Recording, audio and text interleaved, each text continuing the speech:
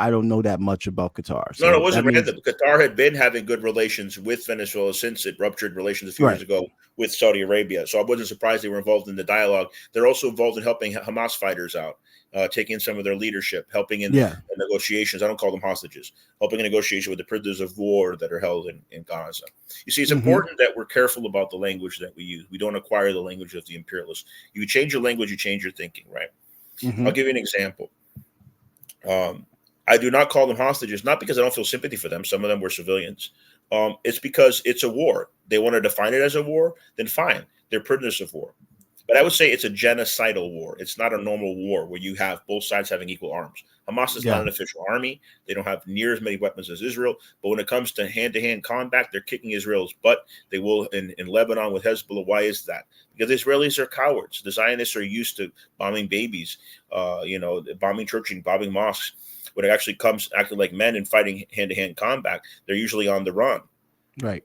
They usually have Right. to rely on snipers from a distance. And actually, one of Right. the first snipers they sent into Gaza since October 7th was Netanyahu's nephew, who was killed because Hamas were able to find him before he could kill more civilians. Oh, But that's wow. what I they didn't know target. that. The snipers Wow. target press with press on them. Right. Like they're targeting civilians. They don't know who's Hamas, who's not. They don't care. They're there No, to they don't. they're there to commit a genocide, to do a transfer of population, ethnic cleansing. Yeah, and this is something that they did before in Lebanon for people that don't know the history. Like, this isn't a new tactic that the IDF is doing. This is just being rebranded. Well, it's And they, Hannibal Directive 2.0. So are you familiar with that term, Hannibal Directive? Speaking of yeah, directives, is that referring to the law where if they have a civilian captive that I is would call it super official law. Israeli? Super Okay. official law means it's not official, Okay. but it's still implemented. Okay. So it's para official or super official, whatever term you want to use. It's from Latin Hmm. law. So I would say it's a 2.0, at least para official law now in the military code of Israel, because there's secret laws as well. Right. Um, it used to only apply to Israeli soldiers that were captured by Hamas or other Right. militants.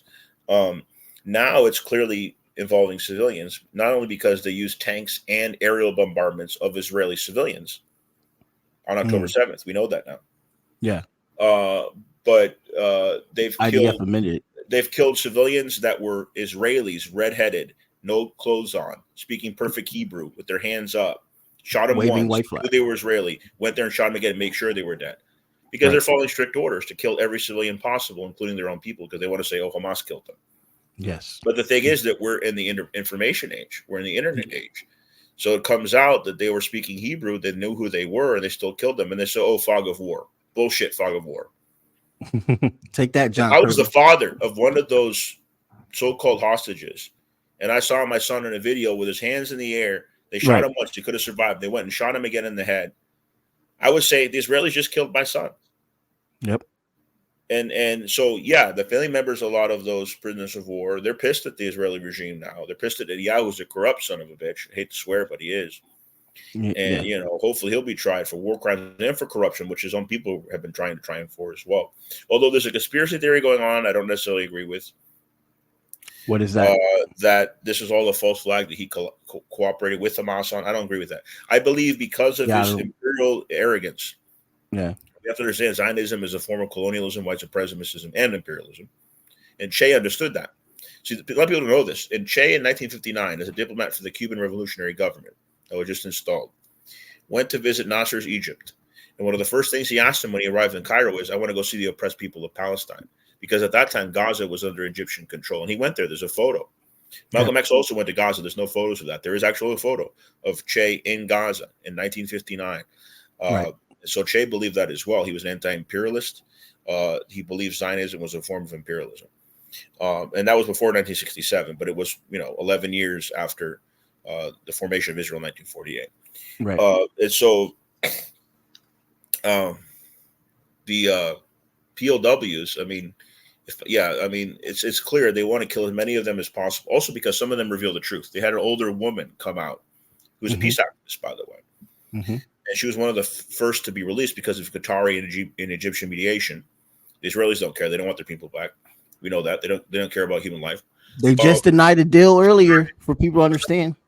They just denied a release deal earlier, like literally two, So three they do all days the ago. time. They've Yeah. done multiple times. I've been paying Yeah. attention, but there was an older woman that came out in a press conference, and they've hounded her in the press after the poor woman. And I believe it was intentional. She was one of the first to go because Hamas understood she was a civilian. She was an older woman. She had helped Palestinians out before. She's a peace activist.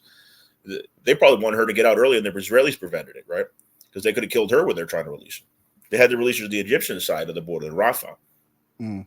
If they tried to bring her to Araz to the Israeli side, they probably would have killed her. But when she came out in the press conference, she said they treated her with respect.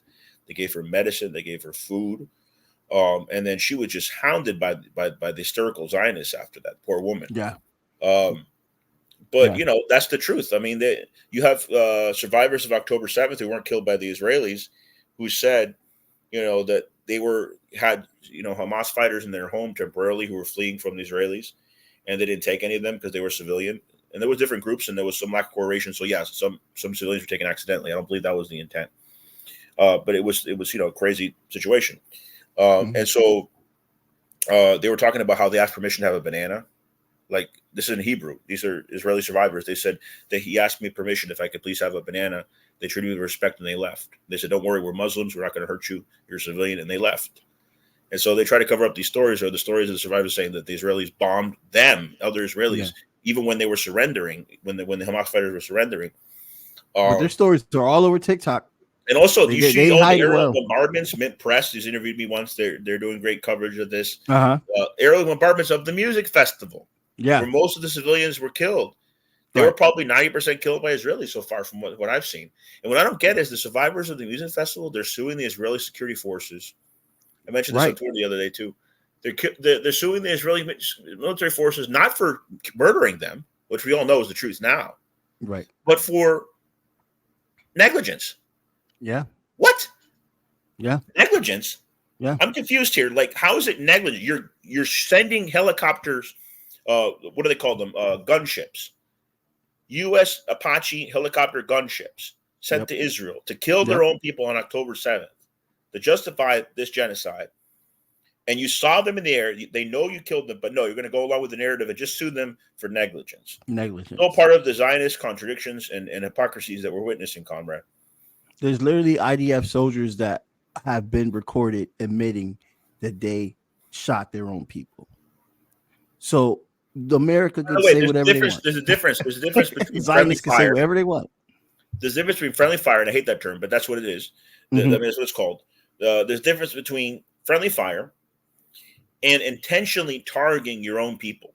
This is not friendly fire. It flies in the face of the history of the Hannibal Directive. We know that. All the evidence is showing the contrary.